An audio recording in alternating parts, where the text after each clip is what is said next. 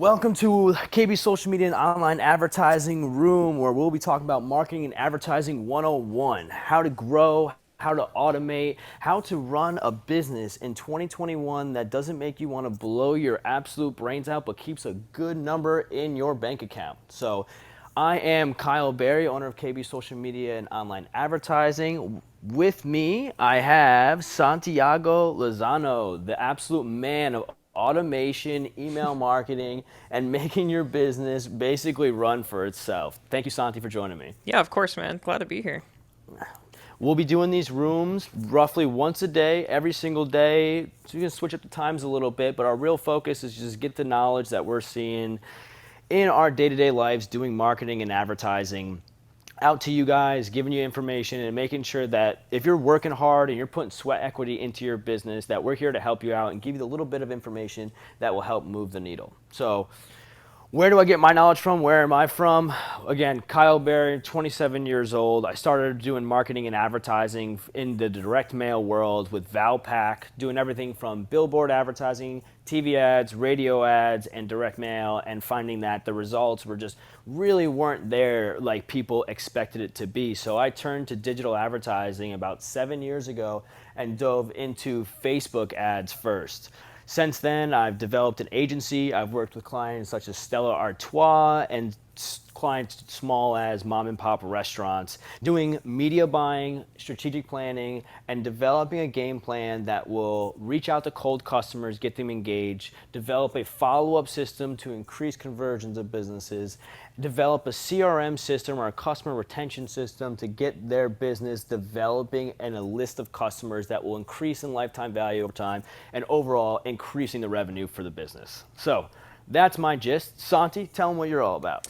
Yeah, so I basically started with the marketing world about 4 or 5 years ago. Kind of have always been a self-taught person of just kind of diving into books, diving into videos, looking at other people that thought they were gurus and seeing how I can prove them wrong. And then trying to just learn off of them. I've just seen like what their actual special sauce is and how to create my own special sauce really. And that's kind of what dove me into really email marketing. And that's kind of been one of my main focuses right now in marketing right now is just the email marketing, how we can follow up with customers, especially for e-commerce. And then on top of that, on the side, I also kind of focus a lot on just how to streamline the whole business of really the business development of a company, of how they can streamline the whole process from the client acquisition to the customer service to the actual fulfillment of it, of how it's all pulling together, how it's all automated so that we are not going crazy and hating yourself at the end of the day. Because at the end of the day, you starting your business, you want to really, have that financial freedom, time freedom. And a lot of times people who start their business end up becoming a slave to their own business. And it kind of defeats the purpose of why we left that 9 to 5 job when we're working even more than what we did working in that 9 to 5. Yeah, that's kind of like my little crash course of me. Santi's the absolute man. So, we started working together a few years ago, and it's crazy to see the abilities that you have in the automation to make life easier Appreciate it. for business owners. One thing I got to ask, and it's a question I've asked you probably every day since we've been together, but what's the one thing that business owners, the mind shift that they need to change to better understand you and what you do in your business? Because a lot of business owners out there today don't look at automation. They don't understand how much they can automate. What's the one real mind shift that people have to do to when they work with you and they see what you can do to be understanding and accepted of that change in their business? Yeah, it's funny that you mentioned a mind shift. That's really all it really takes to kind of see your business in a different point of view, changing your whole perspective of a lot of business owners when they start their business, they think of their packages of being what can I do for clients or what is my biggest skills to service my clientele, and that's great, but it also puts a lot of what we can only do on the board. So then we start becoming the ones who actually fulfill that. When you change that up to like, what is the business actually going to be doing for these clientele? You start thinking more in a package mind base of, creating these packages for these clients, of actually compartmentalizing everything to be more simple. So it's really just simplicity is the name of the game of how can I hand this off to another person, of thinking of that delegation, of just thinking in a step-by-step process of like the if and then statement of like, if this happens, what happens after that. Once you start thinking your business in that way, you start looking at it in a more bird's eye view rather than it being, down in the trenches actually working on these things. I think that's been the biggest thing to kind of make that mind shift, really.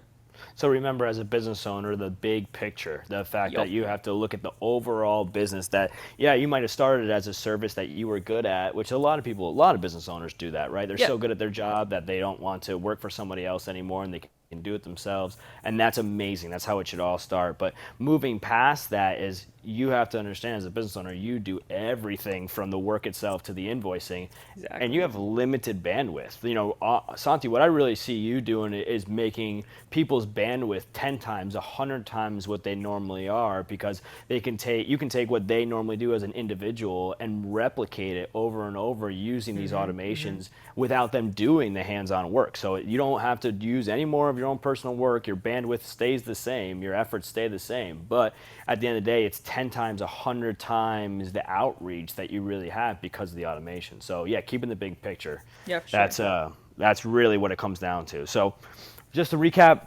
again, we're talking about business growth, just a small introduction of who Santi and myself are in this marketing world and what we're looking to do to help you guys as business owners. So when these clubs come through and these rooms get more and more, and we start doing them every day, we'd love to hear from you guys what angles we'd like to take or what information you would like to know in these Clubhouse rooms so that we can cater more to what you're looking for. Because again, all we're looking to do is get this mass information out to every single person, putting in sweat equity to their business, and just need that little bump or that little bit of mentorship on what direction to go.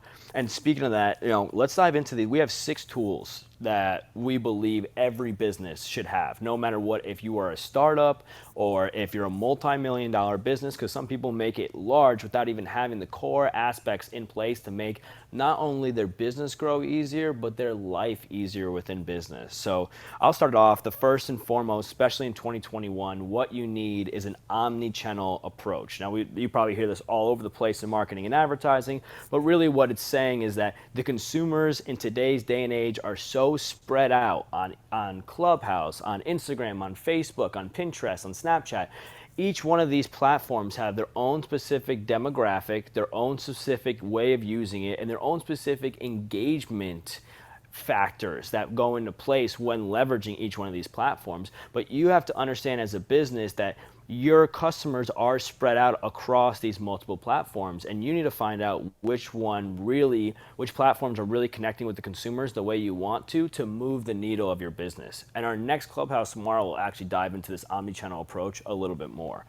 The second one is a CRM system, or a client relations manager. I cannot tell you how many businesses I work with who do not really leverage their customer list enough.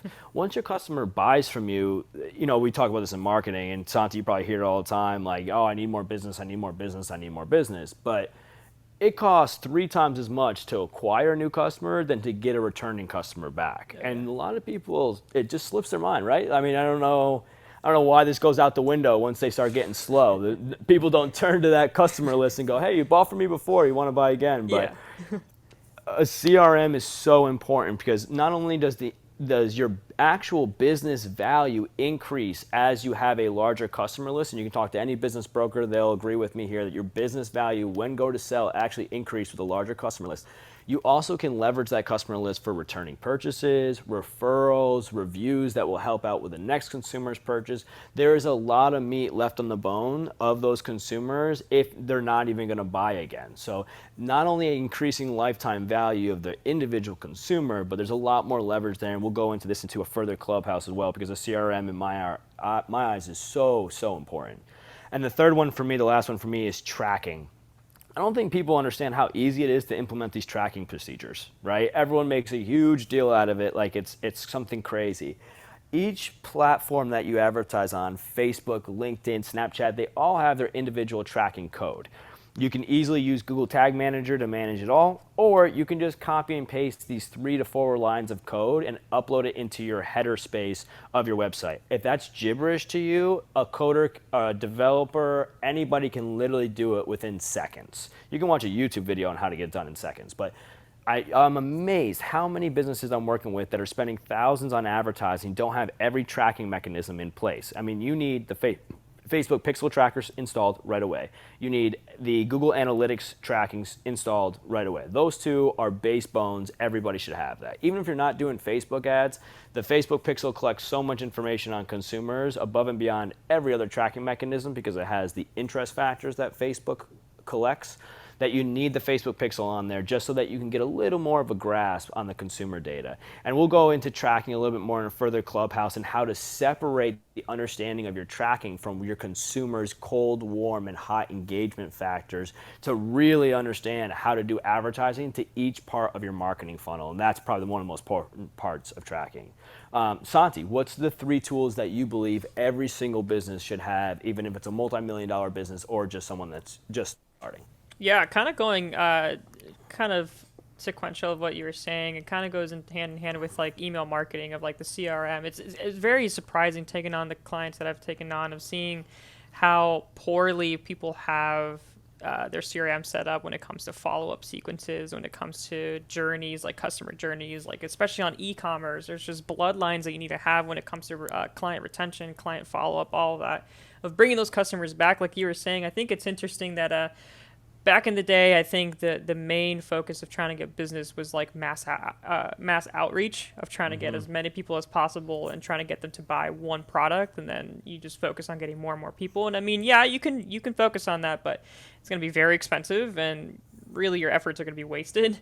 But especially right now, and in today's day and age, where the market is so sophisticated, it's more about just taking care of what people call a tribe, of just your small little club of who it is that is your loyal customers. How can you make them more loyal? What is the experience that you're giving them to really maintain them? And it really goes into the whole email marketing side of what are these customers that are purchasing? What is the whole journey that they're going to be, being taken on as they're going into your store, or even if they're going into a service-based company?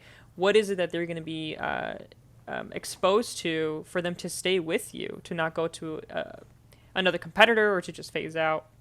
And moving on to my next one is kind of like what I was saying earlier of how to streamline your whole business, of looking at your business in a more streamlined process of if it's complicated, if you're so spread out, so far, so thin, it's probably because the whole business model that you're going for isn't set up for it to be streamlined. And so it's how can we go back to that drawing board of streamlining that, of how we can package things better, how can we think of a more process-based operation, which leads me to my next point, and is really as a business owner, and this should be from very first day of you starting your business, you should have the whole end goal in mind of how can we sell this? Because at the end of the day, yeah, you might have a passion to have this business, but how cool would it be for you to build a business, sell it, and then go and start another business, sell that one, build another business, and sell it? Just having this whole recurring thing, because you have the whole process in base, the whole process set in your mind of what it is that needs to be built for it.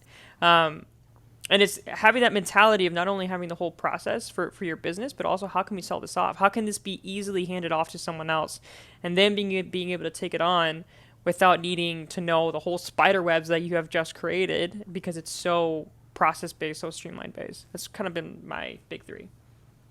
Love it. Absolutely love it. And the streamline process is really, it's incredible how much we've evolved in the last 5 to 7 years on that streamlining of process. A great example I have is there is Buildertrend as a CRM system that if you're in the home improvement space, you've probably heard of it before.